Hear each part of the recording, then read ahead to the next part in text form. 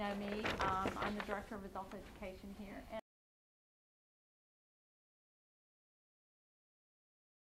I would like to introduce Charlie Bright, who is from Catholic Relief Service Counseling. Catholic Charities. Catholic Charities Counseling Center.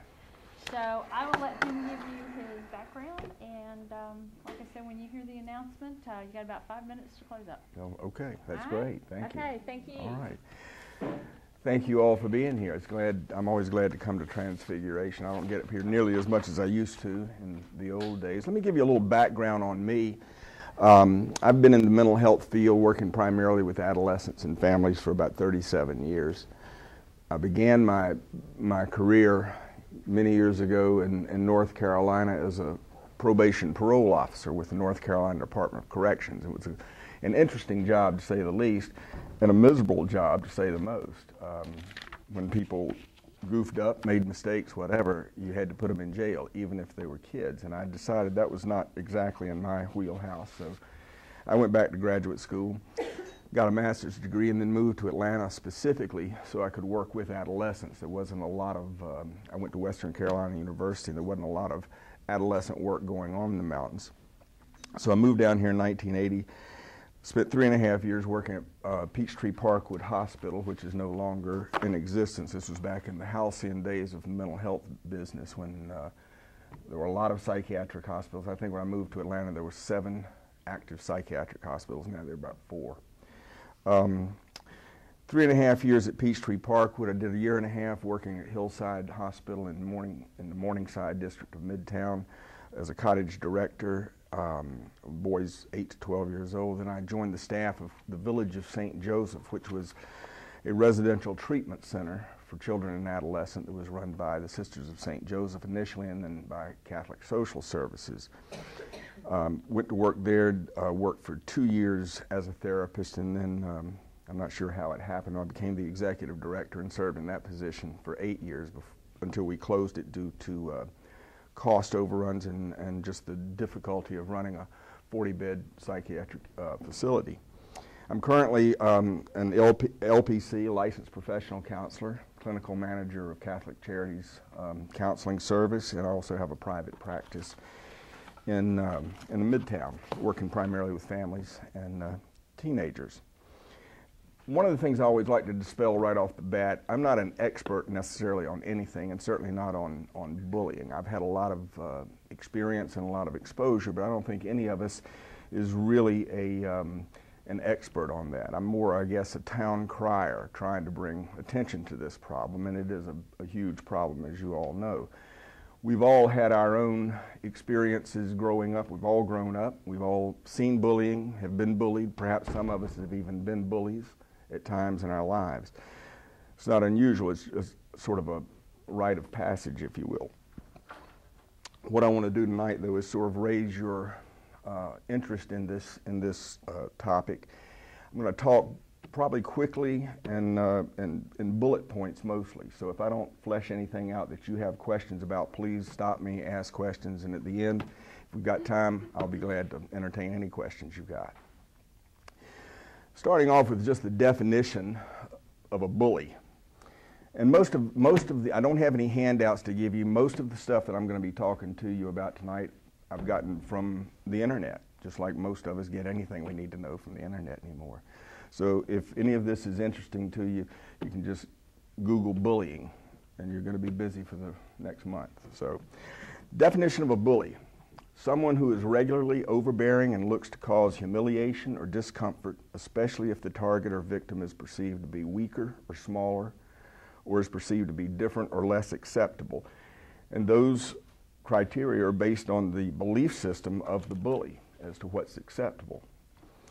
Bullying, the definition of bullying, as a phenomenon of childhood and adolescence, it's relatively a universal experience.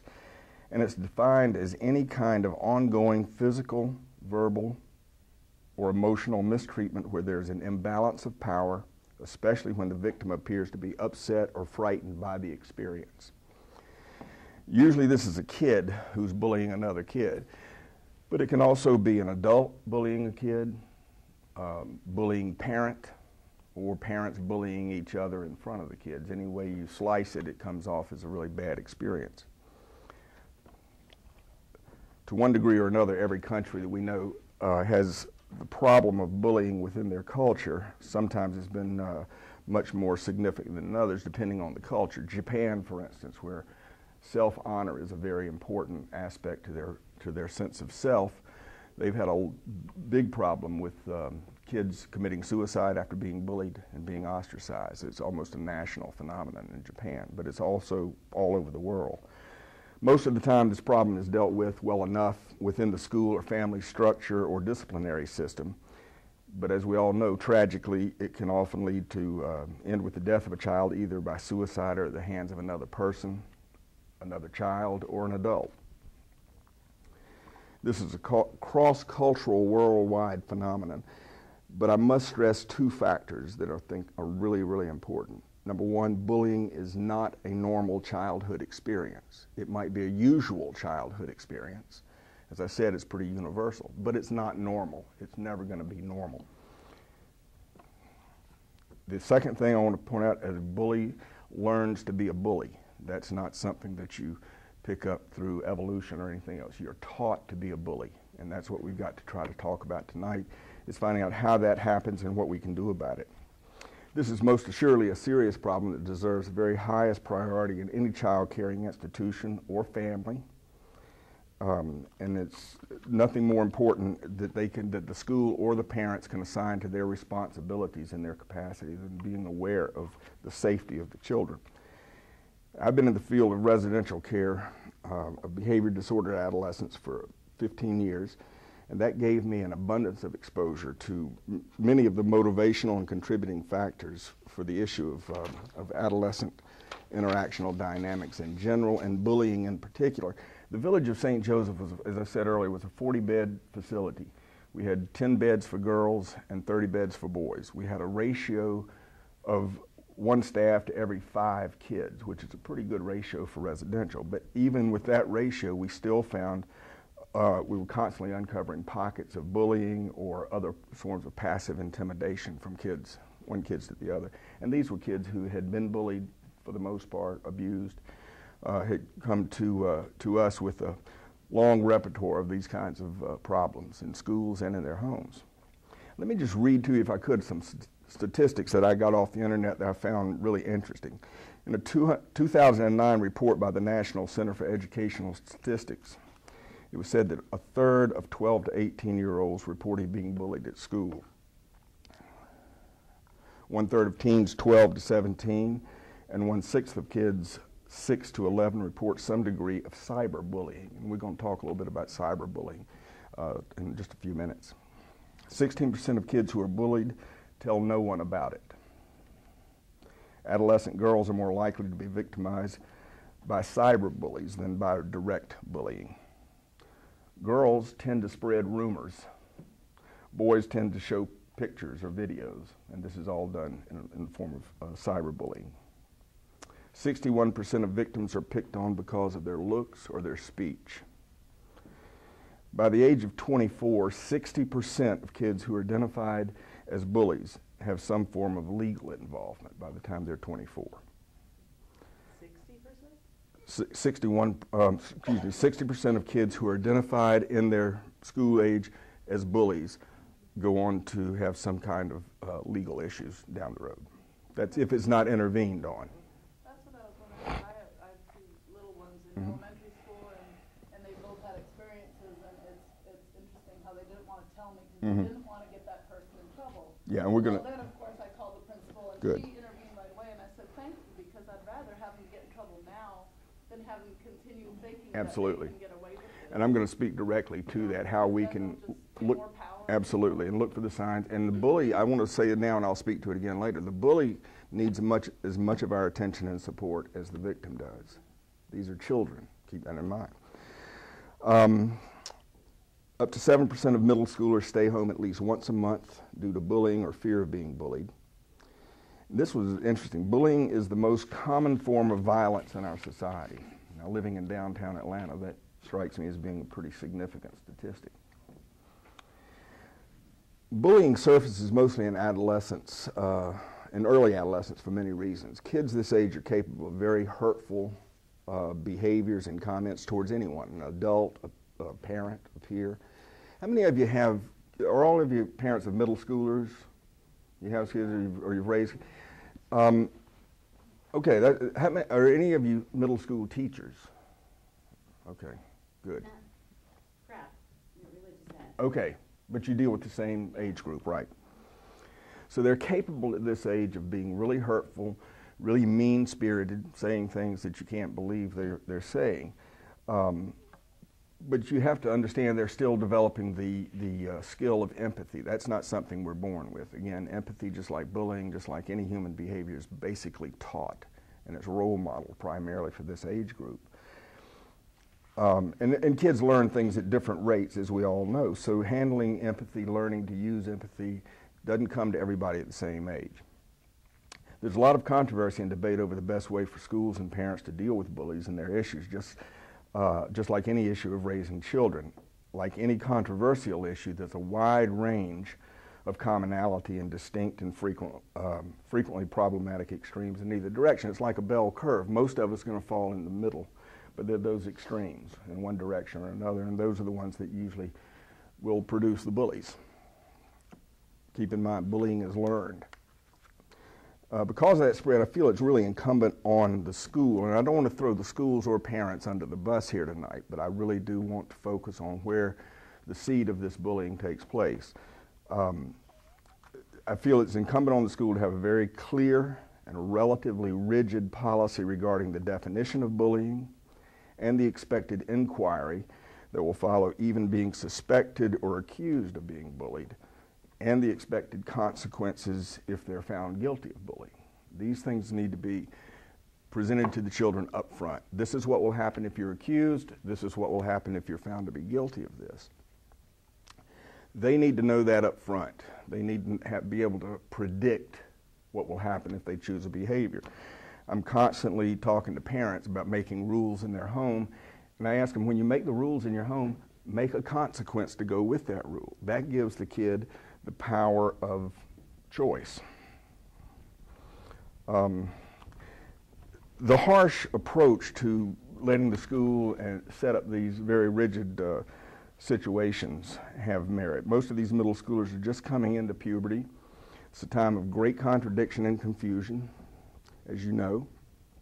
They're neither child nor teen, and we seem to add to that confusion by demanding that they behave as one or the other when the situation suits us. How many times have you told your kid, no, you can't do that, you're not old enough? And then when he throws a fit over it, you tell him, act your age. It's very confusing. So we add to that confusion, and this goes across the board. But the structure of clearly set rules with pre-established consequences and consistent application, that's the other thing that's important, gives not just the power of choice, but also the predictability that will refine that power of choice, which is what parenting is really all about, teaching kids to make good choices. I always remind parents that, if there's ever any question that God has a sense of humor, He does. He really threw parents a curveball when He gave us the autonomy to do things with our bodies physically before He gave us the capacity to make logical choices. So you've got all of this capability with no governance over it, basically. I've always said God gives us autonomy, parents give us permission, and therein lies the joys of adolescence. Bullying, being a behavioral phenomenon, is hard to define in terms of causation. What causes a bully? I like to think of it more as a case of ingredients for a recipe. Biological factors, developmental factors, social and family issues, and environmental situations all can make a greater or lesser contribution to a kid's choice to engage in or allow bullying to occur. Three major factors that I usually focus on: school factors, peer group factors, and then the big one, family factors. School factors, things like I just mentioned, unclear policies, poor policy application, poor adult supervision or awareness, inconsistent interventions by authorities. These all add to that recipe, if you will, for bullying in the school system. Peer factors. Kids follow kids. They want to be included. They want to be in a group. And if it means that they have to join in a pack mentality of picking on another kid or another group of kids, they'll do that.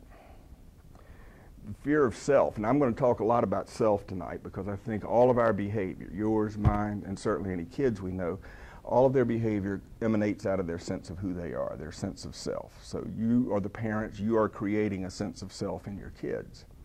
And that's where a lot of their behavior, their self-esteem, things we're going to talk about come from. But that fear of self, fear of being like the kid that's getting picked on. You'll do almost anything to avoid being identified with that kid. So those are the big factors that go on in that peer group, that pack mentality. Peer pressure is what we normally call it. Now the big one, I'm not going to throw parents under the bus, but I am going to talk about the incredible impact that families have. Family factors in creating problematic behaviors directly relate to role modeling and co-parenting. The co-parenting part is the consistency, the consistent message that the kid is getting from both parents. And bullying is really taught by bullying parents or overly permissive parents. We'll talk a little bit more about that.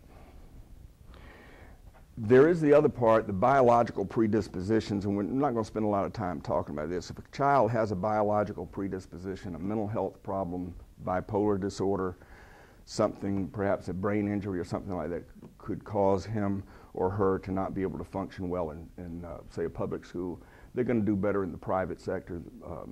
Schools with higher structure, Catholic schools certainly, places like the village of St. Joseph, where that difficulty in self-control can be directly addressed. As far as the issues of development goes, normal cognitive development of adolescence makes kids more aware of themselves and their developing selves, physical and emotional. And this leads to competitive comparisons. We always have kids who are making comparisons. They won't tell you about the comparisons they're making between themselves and other kids, but they're going on all the time. They're constantly measuring themselves on some external measure rather than on some internal measure, and that's what we need to change. So it leads to these competitive comparisons between themselves and others, and that's how they gauge their progress or appropriateness in all areas of their lives, from physical development to academic prowess and achievement. Adolescence is a time also, and this is very important, it's a time of evolving sexuality and sexual identities. We might not like to think about that little body that we used to bathe and diaper and everything else suddenly is becoming sexual. That's the last thing any of us want to think. But these areas of sexual identity, sexual behavior, sexual insights are all fertile grounds for bullying. We've heard it all a lot. And this is one of the worst thing that a middle school boy can call another middle school boy is gay. It's like lighting a huge fuse, because that's about the biggest fear that middle school kids have, boys especially.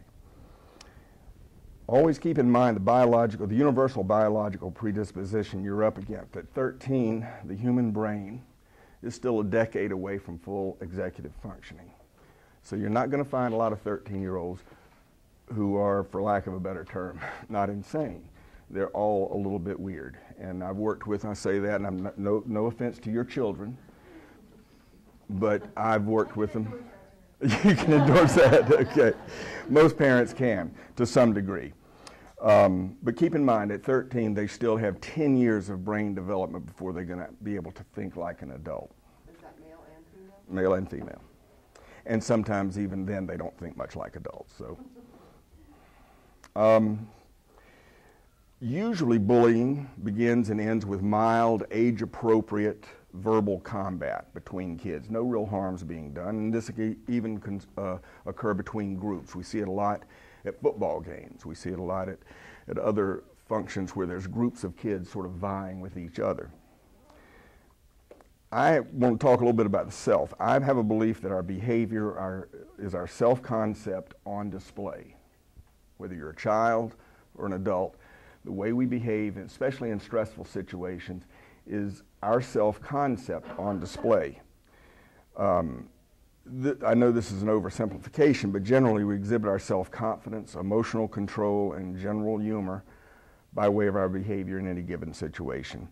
And that ultimately leads me to my favorite ingredient of that recipe, the family. And again, I want to stress, I'm not throwing parents under the bus here, but I do want parents to be better parents. I grew up in a family that at the time I thought was pretty insane, very rigid. My mother was a Presbyterian deacon, but I think there was a lot of Jewish mother in her. There was a lot of control. She was a teacher, so for me there was no escape. I would go to school and she was upstairs and in her class. But I look back on it now as an old man, and I grew up in a pretty remarkable family. My parents were married 62 years. All of us kids have turned out to be relatively successful. So I put a lot of value on family. If any of you have ever heard me talk or had counseling with me, you're going to hear me speak of something I call the foo factor. Now, when you're as old as I am and you've been in this business as long as I have, you get to come up with these wild theories. So I come up with the foo factor, and I always talk about it with my clients.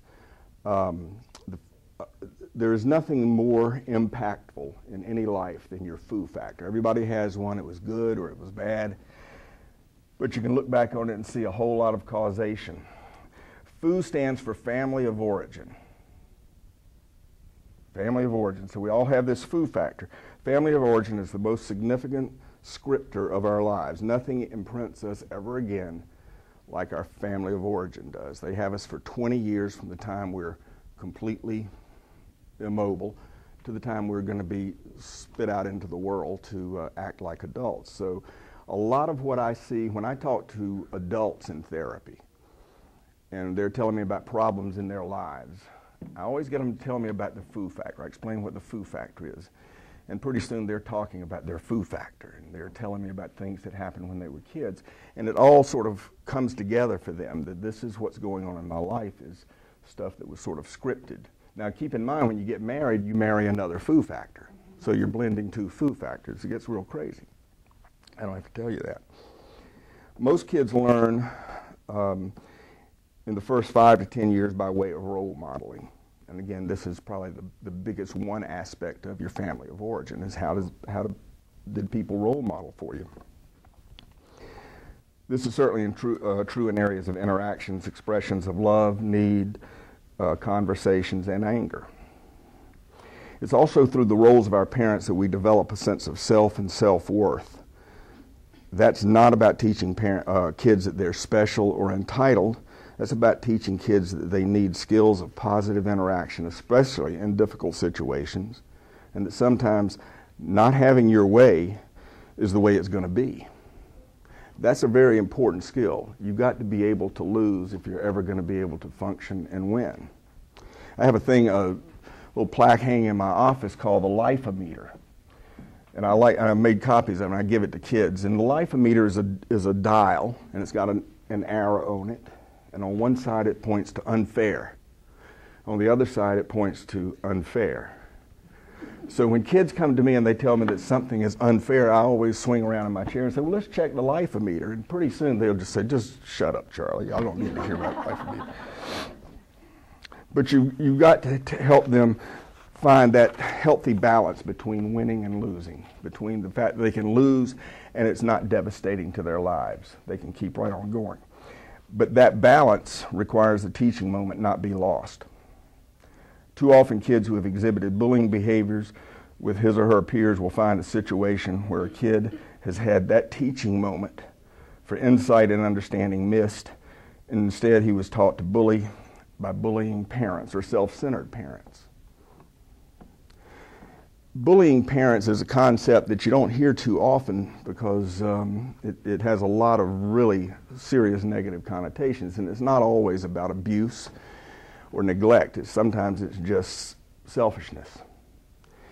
A bullying parent utilizes a number of skills. Most noticeable in these, emotional abuse, demeaning speech, shaming, disrespect, negative role modeling.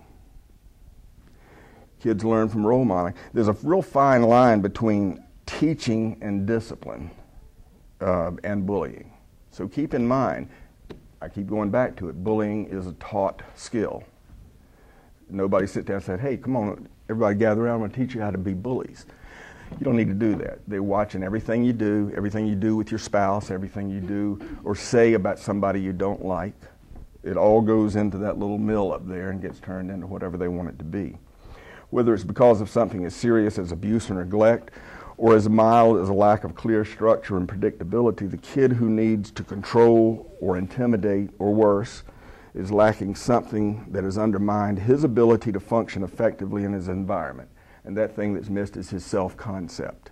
He doesn't have a healthy way of looking at himself, so it's a matter of control and power. Usually that's the way he's grown up.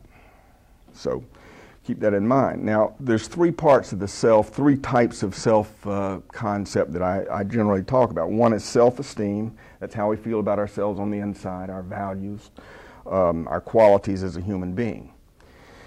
Next is self-image, and that's how we think we're seen by other people. And this is very important. Sometimes this is more important than what they truly think of themselves. When I'm working with a kid who has these kinds of social problems in a therapy session, I'll sometimes ask that kid, if I went to your school and I went into the cafeteria and everybody's in the cafeteria and I went up to a kid and said, hey, you see that kid over there? And I pointed to you.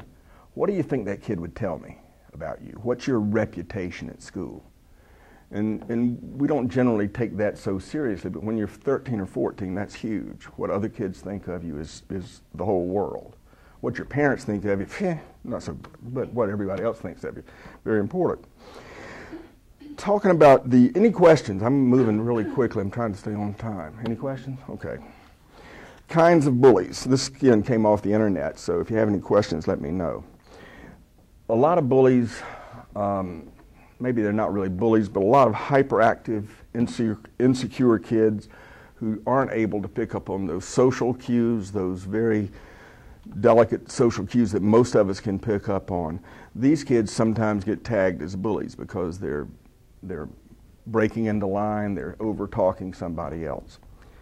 The other is maybe a detached bully. This is somebody who manipulates through charm. They're charming to everybody. Everybody loves them except the kid they pick on. And they have that one target that they'll work on. Social bullies who have low self-esteem, high ego esteem.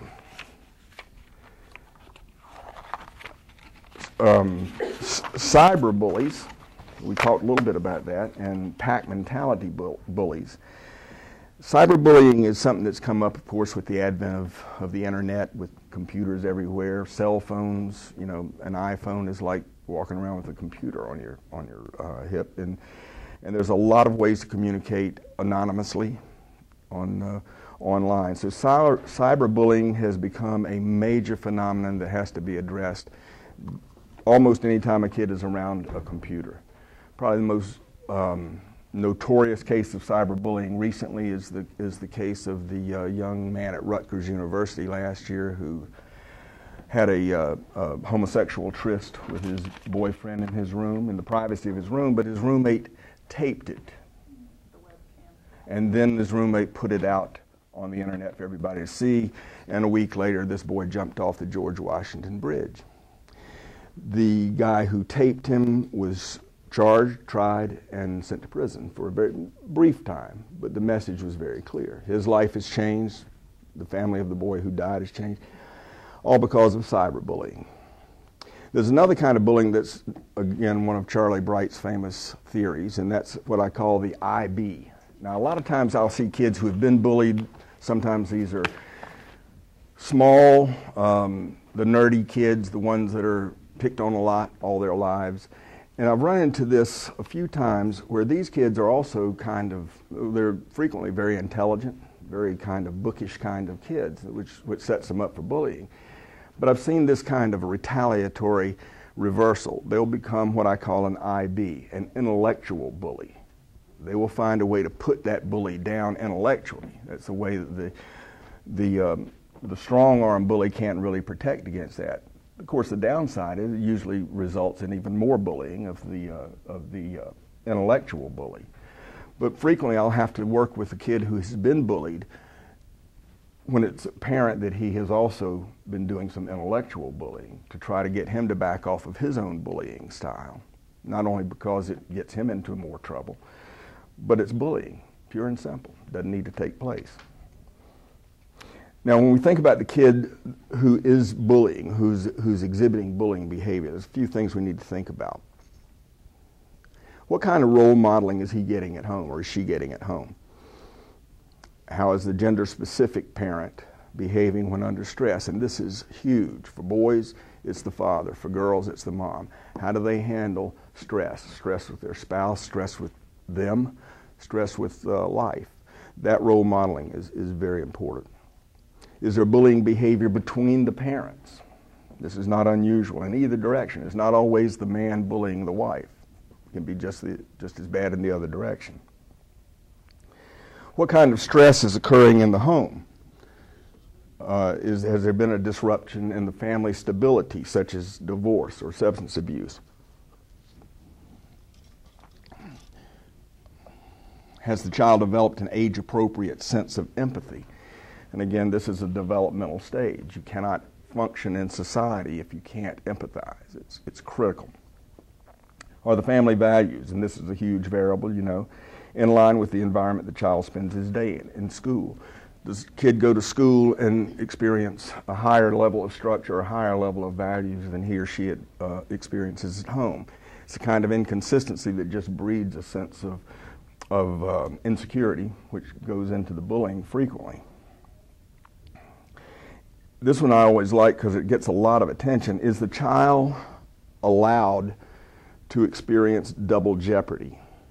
Now, we're taught from a legal standpoint, double jeopardy is against the law.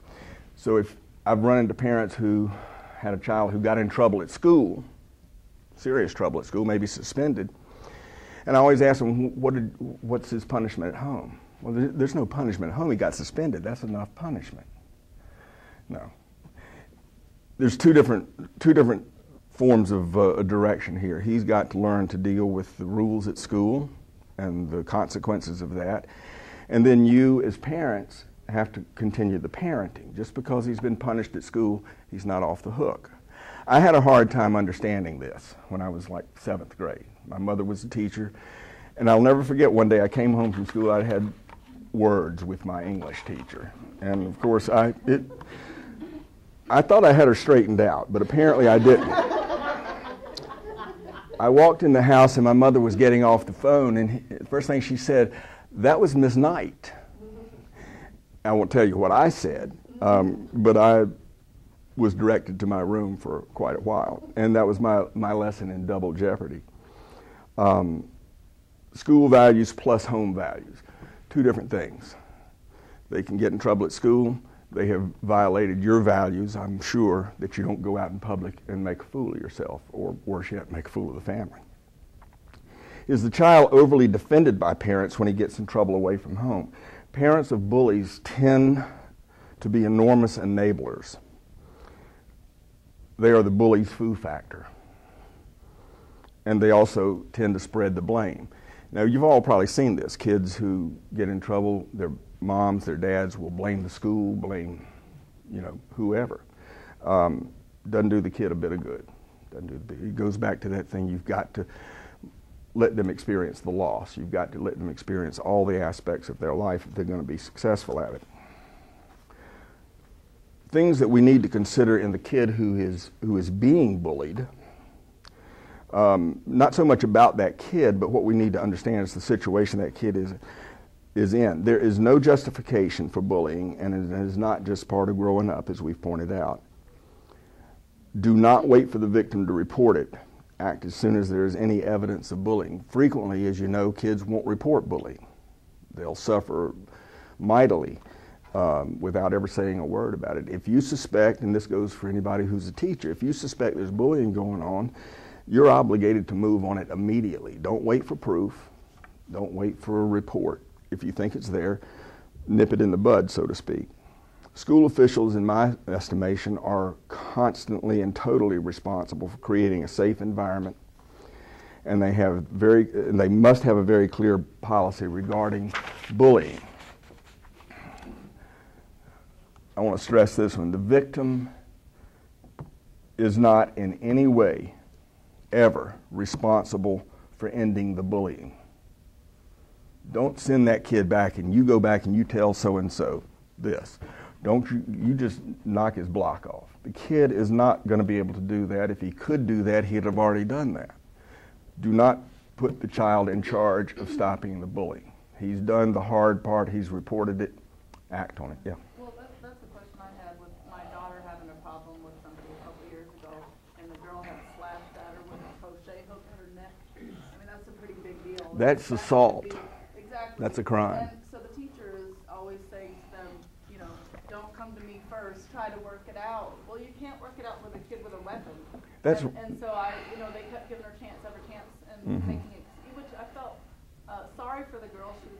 Their family was going through a divorce, and she had no self-control, and right. discipline just went out. And but meanwhile, then my daughter was constantly, because she was so small, and this other girl was very large, she was getting pushed, whatever, all this, and they kept on giving her another chance, and my daughter kept saying, I'm trying to forgive her. I know we're supposed to forgive. I'm trying to be her friend, but she just keeps doing these things, and I'm afraid to go to school. And she couldn't sleep, she couldn't eat, stomach aches from stress. Right.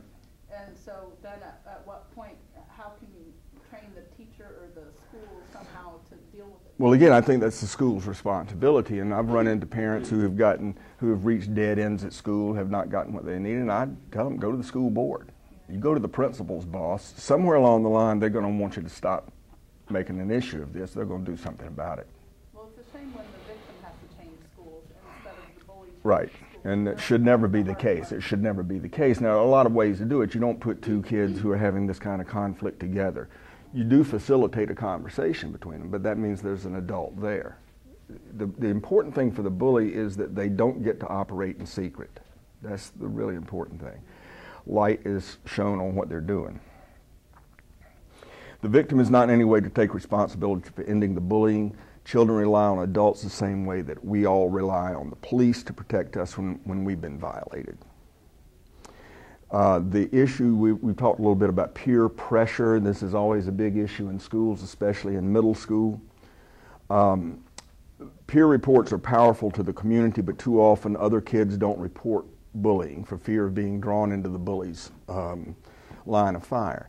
When I'm talking with kids frequently, I will ask them, I'll put them in a dilemma. I'll say, let's imagine you're walking down the hallway and it's the end of school, everybody's gone, there's just a few people around, and you turn a corner and there's the school bully and he's got some small kid backed up against the wall. Now there's no adults around, just you, the bully, and the victim. What do? And it's amazing the kind of responses I get. I'd like to get the response, well, I'm going to go tell somebody. But more often the response is, I'm going to turn around and go the other way. And that's where we've got to work as adults to educate kids that they can tell, they can safely tell. And the school needs to have that policy in place that if you are reported, you are going to go through an entire regimen of questioning, investigating, and then we'll make a decision. Catholic schools are very good about this because of the structure and because of the values that are laden in the school. I work closely with IHM. But it's not complete. They're not completely free of bullying. It still goes on there. Yes, ma'am. I didn't know if maybe you chose this time date, but I'm actually teaching a lesson plan at a Catholic school tomorrow about Saint Leo the Great, who talked down Attila the Hun from raping and pillaging Rome. I didn't know that. So I'm tying in bullying. Excellent. Saint Leo. Great. That's great. Because his feast day is the 14th. Well, I didn't know that. That connection, though, is so important because of the values laden in that story as well as in the message of that story. Absolutely. That's great. I have to say that my public middle school that my kids go to is really great because they have this huge sign in the middle of the hallway that says no place for hate. And then above every water fountain, there's a phone number for them to make an anonymous call if they're being bullied or if they see someone bullying someone else. And the principal has all the teachers stand in the hallways in between class changes. So they're not just sitting at their desks, they're in the hallways watching the kids change. And is that adult supervision that is going to, two things. I think that adult supervision, that structure, but also making the issue of bullying sort of a universal issue in the school. It becomes as commonplace in assemblies or anything else as football games or anything else that we hold valuable. Always when you're dealing with a kid who is potentially being bullied, make sure that you ask, are the parents giving mixed messages about the bullying, or are they missing the signals of bullying? A child who is being bullied deserves all the protections that the adults in his realm, whether it be at school or home, can bring to bear. Everyone deserves safety. The child who is using bullying behavior to get his or her needs met also deserves all the attention that we can muster. They are, in fact, victims of themselves, if not already victims of someone else. They too may be victims and they need our protection. They also deserve the protection, as I said, from themselves, from the damage that their behavior can cause to others and subsequently to themselves in the form of social consequences, legal action, prison, but more importantly, the guilt, hopefully, that they will feel after that executive functioning has finally taken place. We want to help them avoid long-term feelings of guilt about the way they've behaved as children.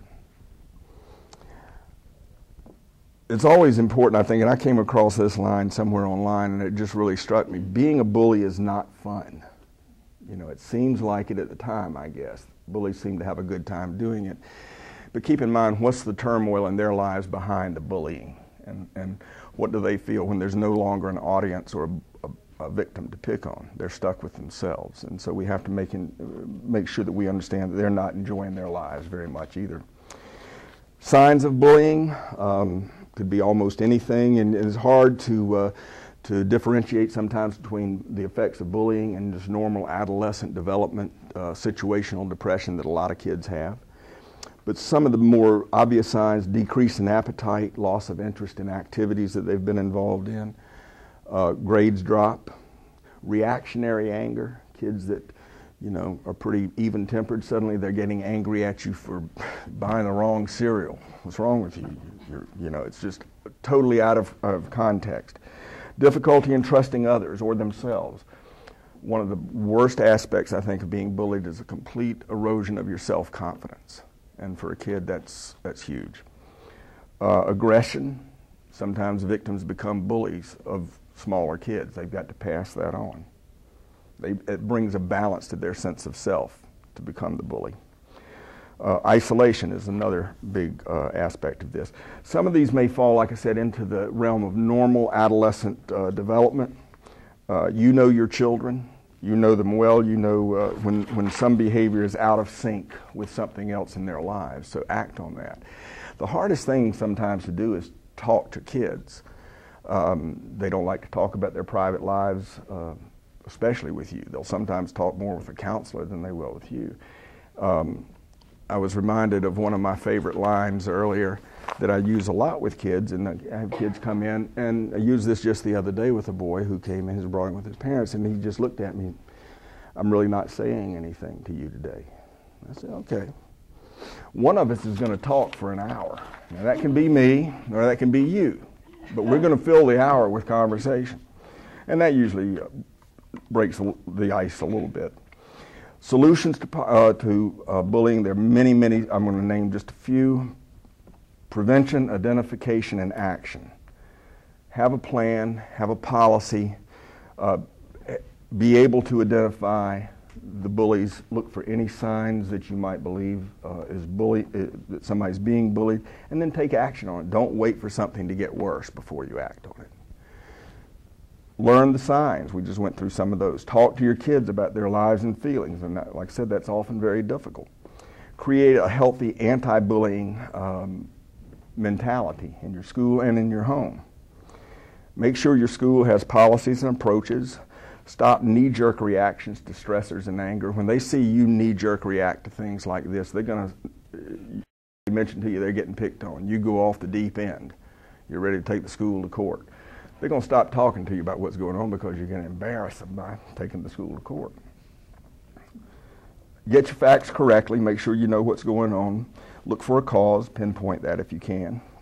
And at all costs, protect the victim under all circumstances. Make sure the victim is safe. Make the event of bullying a teaching and learning experience for everyone involved, even observers, even other kids. If they see a kid bullying and they see this kid being brought into to the office, become part of the solution, where they get the message that bullying is not going to be accepted. They get that internalized with them. Bully-proofing the environment is another little piece of off the internet that I'd like to share with you. Number one, teach self-respect. That's the core to everything that happens in our lives, pretty much, in interactions. Let kids know that it's okay to express anger. Letting your child stand up to you occasionally, challenge you, your authority occasionally, every now and then, that increases the likelihood of them being able to stand up to a bully, or at least voice their self-respect and their self-protection with a bully. I'm not suggesting that you let your kids tell you the way it's going to be. Some parents do, not usually a very good idea. But let them practice standing up to you. You're still the one with all the power. They're not going to take your power away. You can only give that away. Encourage friendships. Teach kids to express themselves confidently and diplomatically. Communicate with your child about his school experiences. Know his school, her school. Be involved. Any chance you get to interact with the school officials or the teachers, take that time. It's part of your parenting. Teach self-affirmation without arrogance. Teach assertiveness with self-control. Teach them to ask for help without feeling ashamed or weak. All of these things are just fundamental parenting skills. They're not rocket science. But always keep one thing in mind. I always like to lay this on parents. Be aware that you are training your grandchildren's parents when you're raising your kids. Yeah. They're going to raise their children the way you raise them, with all the bells and whistles and merry mix-ups. So that's all I've got. Questions or anything? Would using humor be one of the strategies for them to approach the bully? Is that effective? Or? It depends on the bully, the relationship, what the issue is. I think humor is always a very helpful skill anytime you're dealing with a stressful situation, but again, it's got to be used strategically. You can overstep the bounds and really irritate. You know, years ago, a therapist, a friend of mine said, you know, you should never try to teach a pig to sing. It's a waste of time and it really irritates the pig. So sometimes that humor can be useful. Sometimes you can dispel a lot of stress that way, but not always. It's just a matter of the situation presents itself. I remember seeing how important it is to train all the other kids who aren't the bullies and aren't being bullied. I know my kids said that they learned that at school, that if there are witnesses, what are they supposed to do? And they're supposed to say, no, stop. Mm-hmm. They're supposed to, instead of say, go, fight, Yeah. they're supposed to open their mouth and hopefully that large group. And that's a great lesson, but it's not always easy for a kid to say that. You know, as soon as he says no, stop. You know, everybody looks at him like, what's your problem? You know, we don't want to see a fight. But Well, they learn quickly that if they stand up for the victim, Mhm. they become the victim. well, that's what I said. Kids will. But I see it a lot on the bus where it's I'm not sure if it's bullying, Mhm. kids just being mean middle school Right. kids. But, you know, today we're not going to talk to the boys. Tomorrow we're not going to talk to anybody with glasses. Tomorrow we're not going to talk to you if Mhm. you're not white. Tomorrow if you went for the University of Georgia this weekend, you're stupid. Right. If you wear glasses, everybody Oh, it's a different thing. right. So it's not one kid being bullied and it's not one kid bullying, it's a little group. And Right. so I told my daughter, get away from the group. Good. Mom, if I'm not in the group, then I'm attacked by the group. Mhm. So So I'm like, it's not really bully, but it's not really nice either. And it's a real thin Any of line. those kids, any of those kids one-on-one is nice as can be. Mhm. They come from the same Yeah. kind of household that It's I that raised pack my mentality, child in. right. But when they get in that pack on the bus, they're mean as snot. Yep, that's that pack And mentality. so it's- And keep in mind the definition of bullying, and this might help, it can be just normal adolescent, what some kids call joning each other. It can be just that, and that's sort of a developmental stage for socialization. But to go back to this definition, it's physical, verbal, emotional mistreatment where there's an imbalance of power, and especially when the victim appears to be upset or frightened. That's sort of the key. When is it just, if a kid's giving as good as he's getting in that kind of exchange, that's fine. But if you find one kid just sort of sitting there, becoming upset, becoming frightened, afraid to do anything, then you got a bullying situation. And every day it's a different kid. Right, could be. I mean, she'll tell me, today they made fun of so-and-so because he's from Texas and he has an accent. Right. And I felt really bad for him. Yeah, But I didn't know what to say. And then the next day it's, oh, I felt bad for this boy because they were all over him. And I'm like, Yeah, middle school's wonderful. fortunately, it's only her every 2 or 3 weeks for a day. You know, they do Yeah. rotate it around very nicely. There's a great book out right. They don't have to share the wealth, right. Fair about it, so, you know, her solution You know. is please just don't make me ride the E- bus. e- 'Cause once I get right. to school, life is good. Well, The getting there and the getting home. We want them to be equal. We like equality, so that's that. But there's a great book out called Raising Cain. It's about the emotional life of boys, and it's not just about boys. You know, at this age, the boys and the girls are not that different when it comes to their social interactions. But the authors of Raising Cain refer to middle school as the culture of cruelty. And again, they have the capability of being cruel, but they don't yet have the capability of controlling that cruelty. So you've got some real raw nerves out there. Yes, ma'am. Can you speak to bullying in adulthood? Because I see it in the office. I'm appalled. I am appalled. The dynamics, Adults are doing the dynamics are really not different.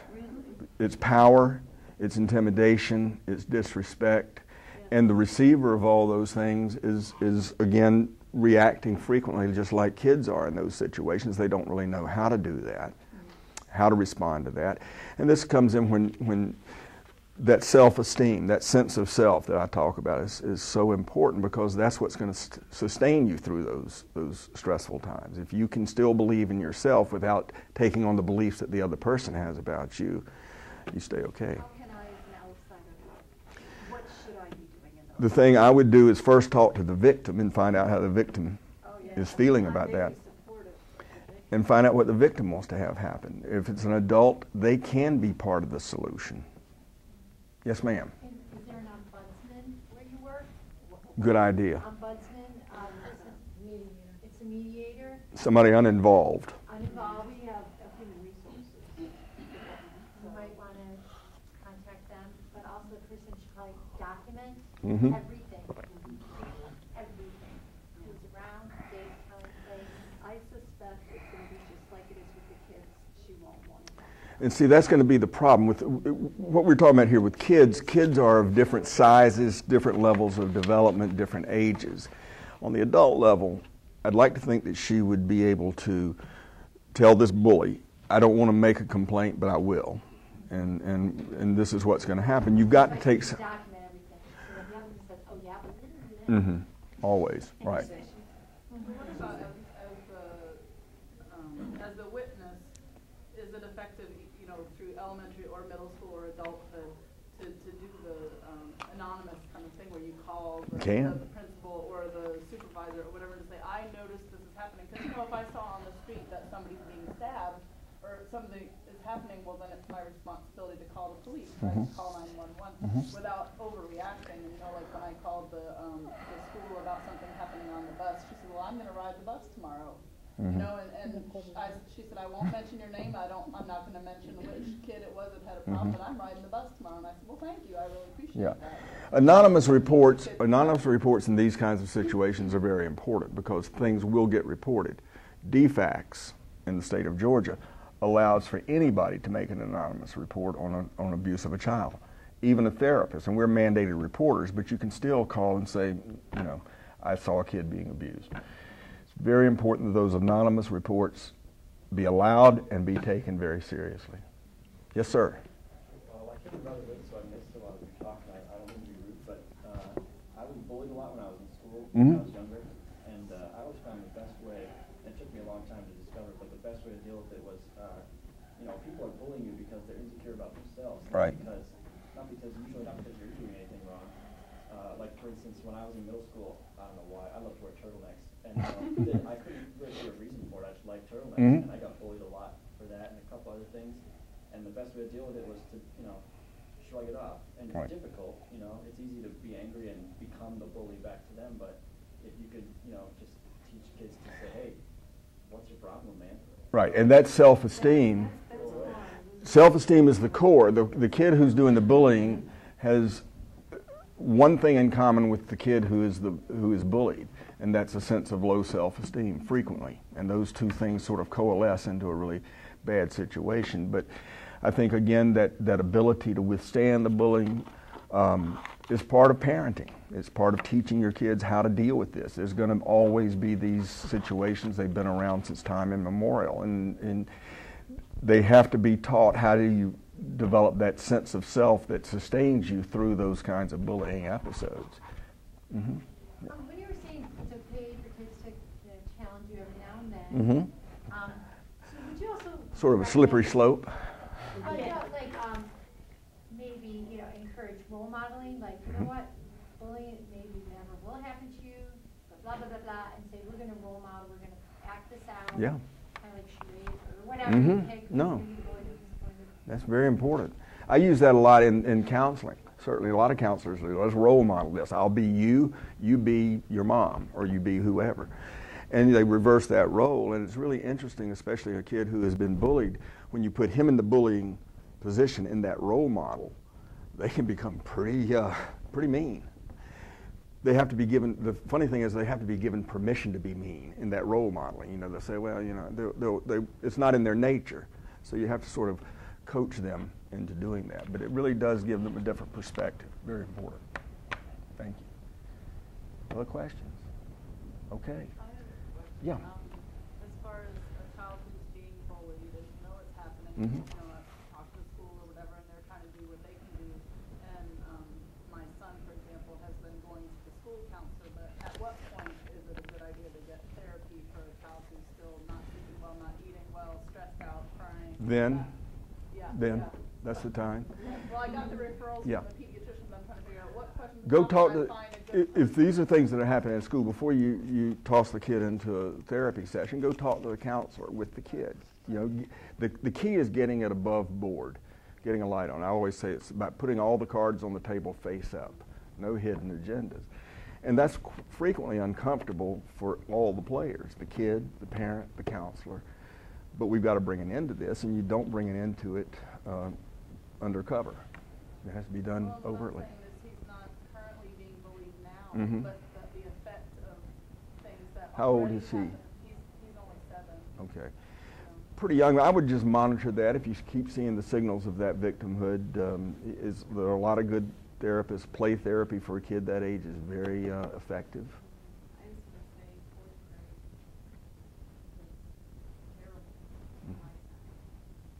was terrible. It, yeah, it's not just a middle school phenomenon. It happens in kindergarten. In elementary. Yeah, it happens in kindergarten, elementary. Anytime you got two kids together, their sense of self is going to control a lot of the dynamics between them. Well, for example, with this one, this 13-year-old was reading The Outsiders, and he was reading it to a 9-year-old, and then they decided to act it out, and they held my son's arm and punched him in the stomach. Well, that's a Just to crime. act it out, exactly. That's assault and But battery. the hard part for me as a mom, when I talked to the moms about it, the one mom just said, "Oh, I'm so sorry, and then that was going to be it." And I said, "Well, no, you need to go get your son, and we need to have some. If you do this, That's when you tell the parent, I'd like for you to be able to handle this with me and your son and my son. If you can't do that, I'll have my lawyer contact you." And then the you, kids and were just denying it, but then it turned out that there was another witness kid who didn't tell the them. bullying is It's so hard. the bullying is a childhood phenomenon. The correction of it is an adult phenomenon, and that's where it's got to be kept. The kids can't correct it. If they could, they would. That's my signal. Thank you all very much. Okay, appreciate it. Raising kids.